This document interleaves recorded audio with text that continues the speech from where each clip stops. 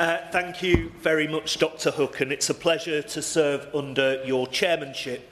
I would like to start by thanking the Honourable Member for Strangford. I want to call him an honourable friend because he is a friend, but convention dictates I must call him an honourable member. But I really welcome the fact that he cares so much about these issues and lots of issues relating to health. I now see the honourable gentleman more than I see my wife. Because he's always in these debates when it comes to a whole range of health conditions, and he brings so much passion to these debates. I think it's been really important that he has highlighted the issue of rare diseases.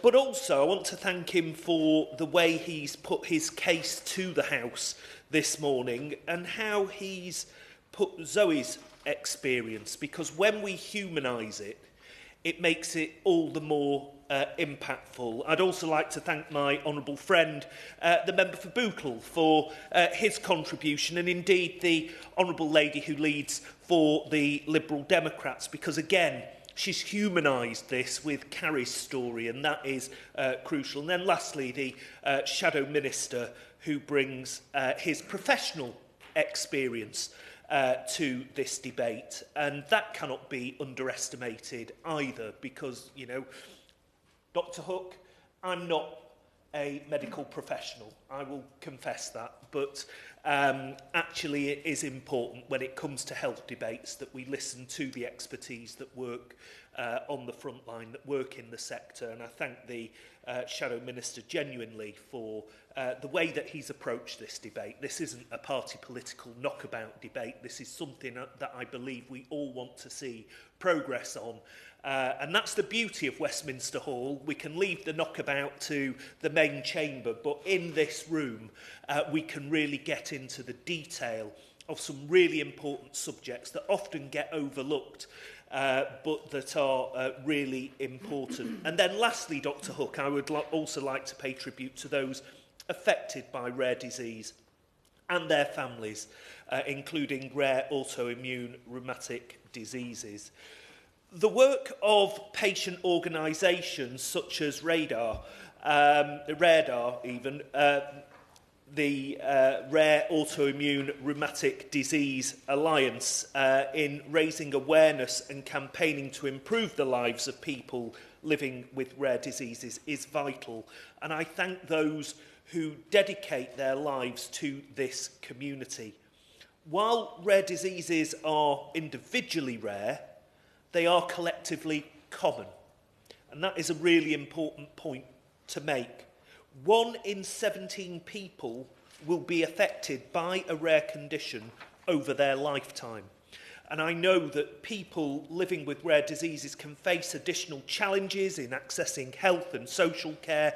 Indeed, as the Honourable lady put it, a whole range of health services, including dentistry, and that's something that I hope my honourable friend, the Minister responsible for dentistry, will pick up, and I will make sure that he receives the comments that she has put to the House in this, because often dentistry is something that is overlooked when it comes to people with rare conditions.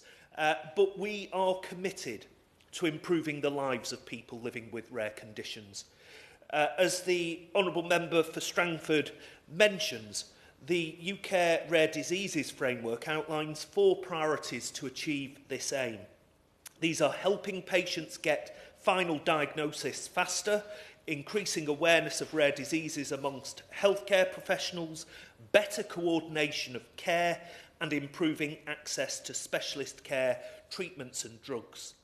Rare diseases are a priority for this government.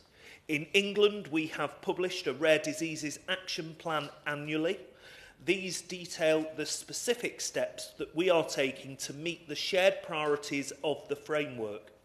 Each action has an owner, it has desired outcomes, and how we will measure and report on progress. This government is committed to delivering on the priorities framework, and we are working to publish the next England action plan in early 2025. Now, the UK Rare Diseases Framework comes to an end in 2026, and I know that the rare disease community would like to see a continuation of this policy to maintain the momentum and the progress made over the lifetime of the previous framework. The framework is UK-wide, and it is agreed across the devolved nations, and I would be more than happy to discuss further with colleagues in Wales, in Scotland, and for the Honourable Gentleman Mike Nesbitt, the Health Minister in Northern Ireland. I am the UK Health Minister with responsibility for engagement with the devolved administrations when it comes to health and social care. Indeed, we've got a meeting with them and the Secretary of State, I think tomorrow, to discuss a whole range of issues, and I am more than happy to discuss further with colleagues to see if we can, and I believe if we can, we should, maintain a four-nation coordination to this area. So I give the Honourable Gentleman my commitment that I will take this up with the devolved health ministers to see if we can continue the four-nation approach. In England, I am committed to working towards the four priorities of the framework, which were identified through the 2019 National Conversation on Rare Diseases. My department will undertake engagement next year alongside the evaluation of England's rare disease action plans that has been commissioned through NHR to inform future policy decisions. The government is committed to providing the best diagnosis and care for rare diseases as set out in the UK Rare Diseases Framework. Good diagnosis should be timely and accurate, and I know currently people living with rare diseases often face years-long journeys, diagnostic odysseys before they receive an answer. Many health professionals are involved in a patient's journey, from specialist testing to genetic screening to your GP and primary care professionals, as indeed the Shadow Minister set out. And raising awareness of rare conditions amongst these professionals is one way in which we can help to speed up diagnosis. I know that every experience of living with a rare disease is unique, and with over 7,000 identified rare diseases, we focus on addressing shared challenges across all rare diseases. Whilst increasing use of genetic testing is a groundbreaking tool in diagnosis, many conditions, including rare rheumatic autoimmune diseases, do not have an identified genetic component. So it's important that overall awareness, diagnostics, and quality of care continues to serve all people living with rare conditions. NHS England are working to improve awareness of rare diseases in healthcare professionals, including in primary care, through the NHS England Genomics Education Programme, which includes non-genetic rare disease. The GP provides education and training to support the specialist and wider workforce to diagnose rare conditions early and to know how to deliver the best possible care for patients and families. Now, the Shadow Minister mentioned about this particular area, and working with partners such as Medics for Rare Disease, the GP has created genomic notes for clinicians, G-Notes, which is an innovative digital educational resource for healthcare professionals. The GP works to provide information to GPs where and when they need it, for example, presenting at primary care educational events, producing blended learning modules for GP trainees, and ensuring regular reviews of the Royal College of GPs curriculum. The Shadow Minister rightly mentioned research, and I want to reassure him that the Department of Health and Social Care, and it started on the previous government's watch, and we are rightly continuing that progress, supports research into rare diseases through the National Institute of Health and Care Research. The NIHR is the nation's largest funder of health and care research, and they welcome funding applications for research into any aspect of human health, including rare diseases. The usual practice of the NIHR is to, and other research funders, is not to ring-fence funds for expenditure on particular topics. Rather, the UK Rare Diseases Research Landscape report described an almost £630 million of investment from MRC and NIHR programmes in rare disease research over 5 years. We are now working with the rare diseases community to further understand the gaps and the priorities and to get them into those research pathways so that we can hopefully fill those gaps. Now, as many rare diseases are chronic and affect multiple body systems, those living with rare disease face complex condition management and they interact with many specialists and providers of health and social care. This can include travelling across the country to access highly specialised care from experts. All of this can add up to a significant emotional and physical burden, and it deepens existing inequalities. So coordination of care is essential to ensure that that care is effectively managed, that the burden on patients and their carers is minimised, and that healthcare professionals are working together to provide the best possible joined up and high quality care. Last year, we hosted a workshop with RADAR, and that was to explore how best to support people living with non-genetic rare diseases. This highlighted the importance of specialised networks of care in delivering high-quality care at value for money. Networks, as we've heard from the Honourable Gentleman, the member for Strangford, like the Eastern Network for Rare Autoimmune Disease, are an example of best practice. And I would encourage ICBs to consider similar models across the whole of the country and for types of rare diseases. And I'm more than happy to look closely on how we can seek to spread that best practice across the country, across different rare disease types, across ICBs. Because patients with rare conditions deserve the same quality, the same safety and the same efficacy in medicines as other patients with more common conditions.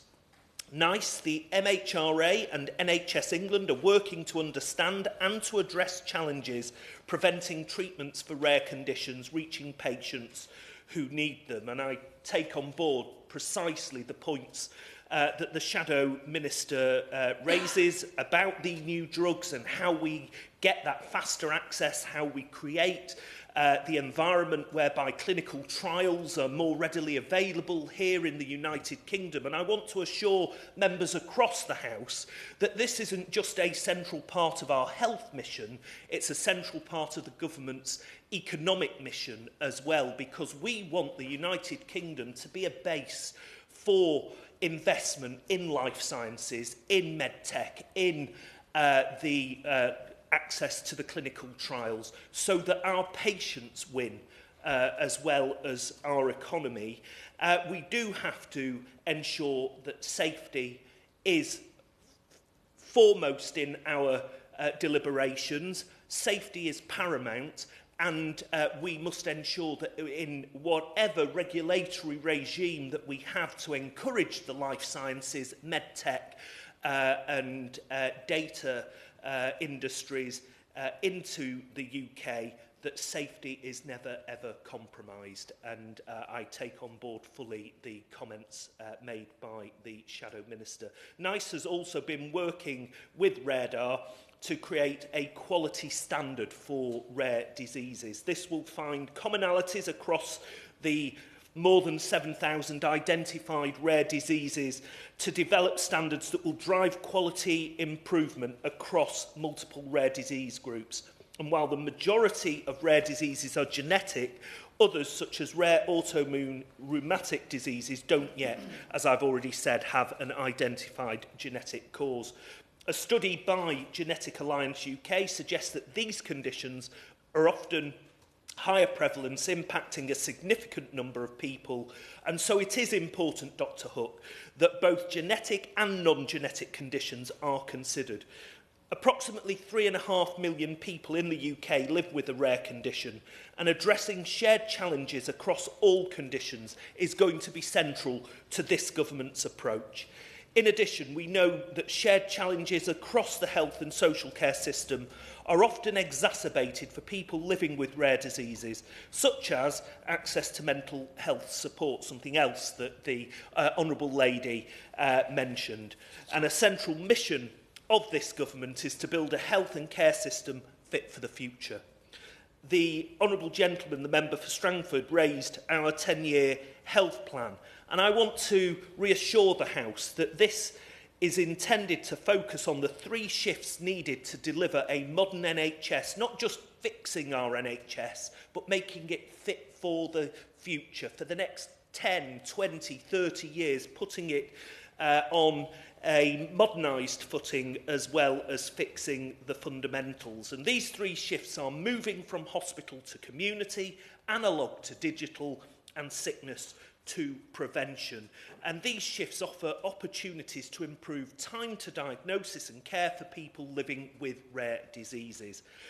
While many highly specialised services for rare diseases must be delivered in hospitals to ensure those high standards of expert care that we want to see, we can improve coordination of care to deliver better treatments closer to where people live, where possible. And while many rare diseases are not preventable, early diagnosis can lead to interventions that improve health outcomes. And on the Shadow Minister's point on community diagnostic centres, it is this government's commitment to continue with that programme. Indeed, I've seen the benefits myself. I got to open the new CDC at Crown Point in Denton, in my constituency, in July.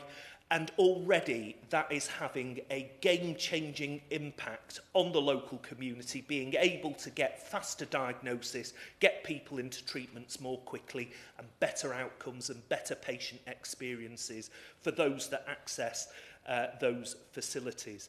The 10-year plan will ensure a better health service for everyone, regardless of condition or service area. On the 21st of October, we launched a national conversation on the future of the NHS, inviting views from across the country on how to deliver a health service fit for the future. Patients, staff and organisations can make themselves heard by logging on to the online portal, change.nhs.uk, and I'd encourage honourable members to do the same and to encourage their constituents to do the same, Dr Hook, if they haven't done so already. But I know that there remains unmet need for people living with rare diseases, including rare rheumatic autoimmune conditions. I would like to reaffirm that I am deeply committed, as is this government, to working across the health and care system and with the rare disease community to address them. Finally, Dr Hook, on workforce, the Honourable Gentleman and indeed other members asked if the goal of the government is to ensure that a patient gets the treatment and we get that treatment with the workforce, and getting that right workforce is going to be the key. And I want to seek to reassure members that it is the goal of the government to ensure that the patient deserves all the help the NHS can offer in terms of treatment, care and support. The 10-year health plan will deliver those 3 big shifts on hospitals, community, analogue to digital, sickness to prevention. And to support delivery of the 10-year plan, the Secretary of State has confirmed we will refresh the NHS long-term workforce plan next summer. This will help to ensure that the NHS has the right people in the right places and the right skills to deliver the care patients need when they need it, not just today, but in the future. And the kind of shifts that we want to see in the delivery of healthcare will require rethinking the kind of workforce we need in 10 years' time. I will give way. I'm very grateful in acknowledging the workforce and looking at the workforce plan. I was aware of the Health Secretary's plan to relook at this. He's talked about it'll be done, I believe, in next year. Does he have a timescale on how long that review will take? Because the danger is, especially in healthcare, modernisation is happening so quickly, but by the time you reviewed something, actually it's out of date and needs another review. This is always a chicken and the egg moment. I'd be grateful if we have a timescale. Yeah. So we will refresh it next summer, and we are already beginning to think in the Department of Health and Social Care, if this is what the shifts are intended to bring about, and these are the outcomes we want to see as a result of these shifts. And if we are, for example, having a neighbourhood health service that delivers much more in a community setting, how do we ensure that we have the right skills, the right workforce to deliver that?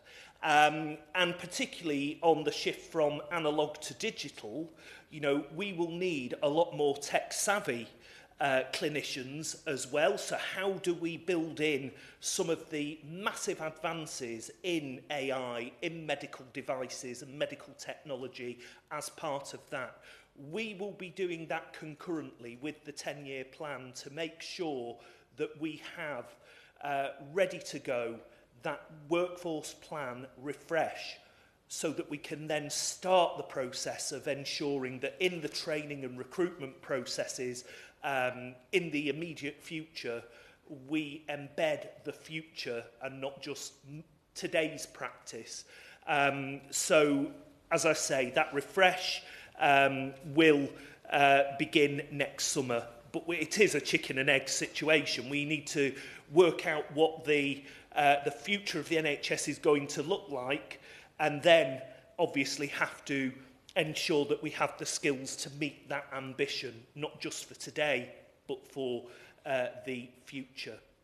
In closing, Dr. Hook, I would again like to thank the honourable gentleman, my friend, the member for Strangford, for raising such an important matter, and to the rare diseases community for their continued and constructive engagement with government to help bring about meaningful change. I hope I've reassured him, both on cross-UK working, and I take up his challenge to try and get colleagues across the devolved administrations to agree to continue a UK-wide approach, but also with my specific responsibility here in England.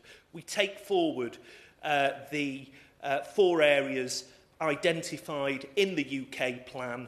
We will have a new plan for England, and we will seek to make the significant progress that I believe all members of this House want to see happen, and I'm more than happy to work collegiately with members across the House, both in terms of their role, Dr. Hook, in scrutinising the government, holding our feet to the coals, making sure we do what's in the plan at a speed and pace that is the best for the people who are living with these conditions.